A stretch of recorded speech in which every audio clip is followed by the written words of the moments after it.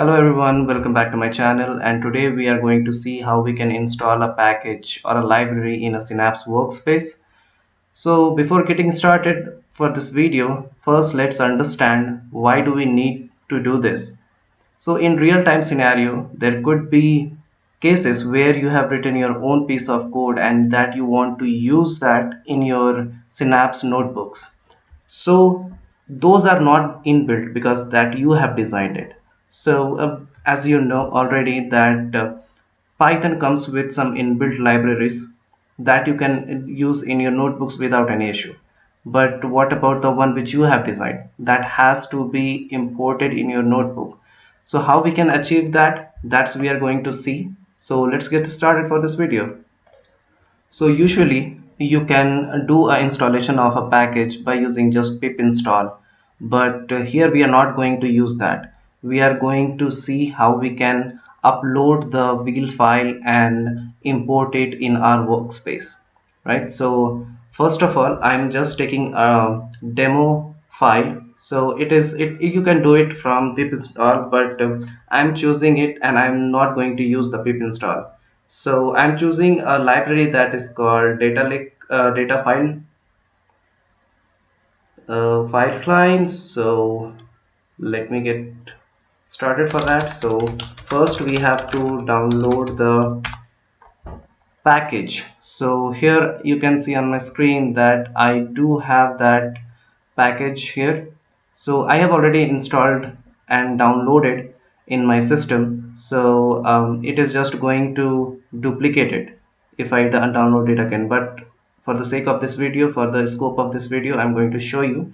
So here you can see when you are going to download any file, if it is a standard file that is there, then you can find it on the Python or PyPy, or else you can have your own wheel file designed for you. So I'm going to just select this .wheel file and it is going to download for me. So once it is downloaded, and so I'm going to install this. So let's see before and after. So my one of my Spark cluster is already started here. So I have only one Spark cluster. So first I'm going to show you whether it exists or not. So you can do like this from Azure storage file data lake import data lake service client. So if I run this command, then you can see there is no such module found. So how we can use it? And you can have your own file, so you can have your own package. For the sake of this video, I have chosen this. So I can choose anyone, but this is I just took it randomly. So how we can do it? So for installing any package, you have to first go to the manage section, and you can have here a bunch of I mean in the Spark pool I have only one. You can have multiple, so you can decide in on which Spark pool you want to get that package installed. So we have to upload that file to this workspace. So if you go to the workspace package, and here you can see the option as upload. So here you just have to go, and you can see many extensions are there. So I'm just using the .wheel file. So let me just do that. Here we go. So it just takes seconds to upload this file.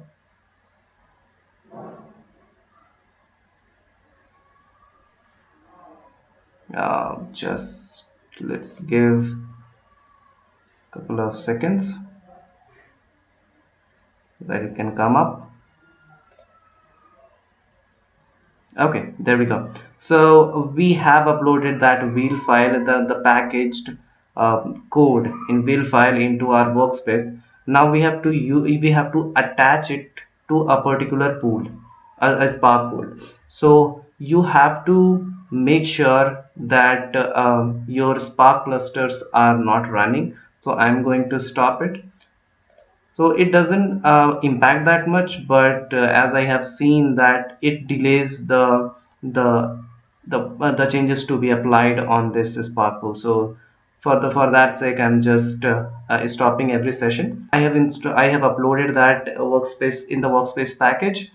Now here I have to attach that file or that package to any one of the Spark pool. So here, since I have only one, so I'm going to choose that, and you can see here the three dots. You can click on it and you can click on the packages.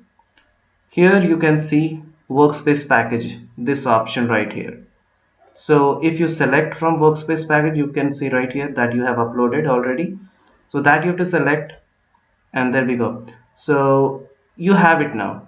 Now you have to just click on apply and let it get installed in this Spark pool. So it is going to just take few minutes. So usually it takes 5 to 10 minutes. So I'm going to pause this video for some time, and once it is installed, then I'll resume it. Okay, so here we go again. So the settings have been applied to the Spark pool.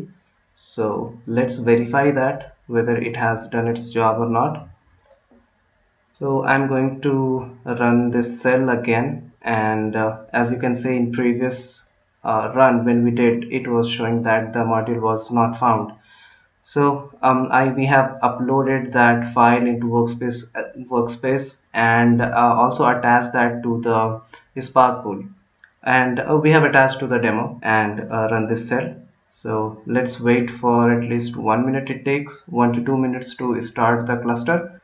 Meanwhile, the cluster it starts, we can see one more detail right here, that the Spark pool, and in the related section you can see one here. That means to one of the Spark pool, this package um, is attached to. And if I check for more detail, I can see that it is attached to the demo Spark pool. Similarly, if you have more than one, you can see, and you have attached these file to those, you can see right here as a list. Okay, so I hope the cluster should be up.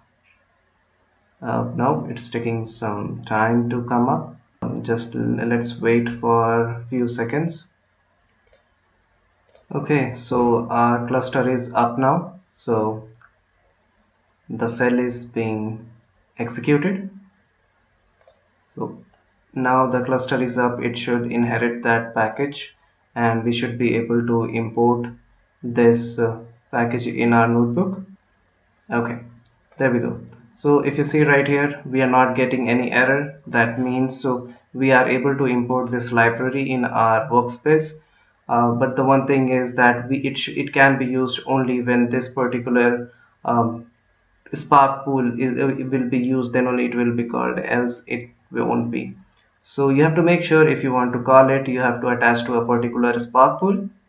So that's how we install any package to our Synapse workspace, and you can attach to any Spark pool as we discussed already.